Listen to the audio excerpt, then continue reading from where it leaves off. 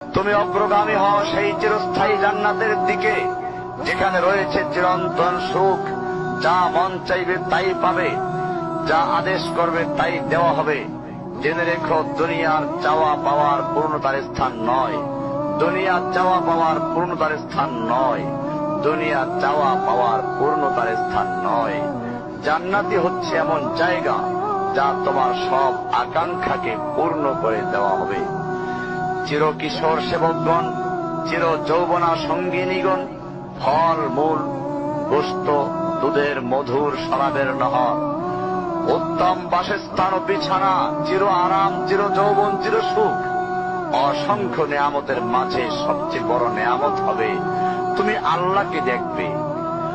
শুধু তোমাকে এটা বলাই যথেষ্ট মনে করছি, সবচেয়ে কম মর্যাদার যে জান্নাত লাভ করবে তা হবে দুনিয়ার 10টির সমান।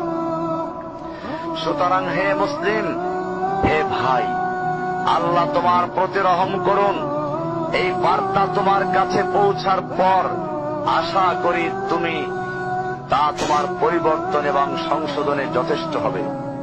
গতানুগতিক চিঠি হিসেবে নিও না আমার এই পত্রকে, ফেলে দিও না। এটা ফেলে দেওয়ার নয়, আল্লাহর জন্য বলছি। এর দ্বারা নিজেদেরকে সংশোধনের চেষ্টা করো।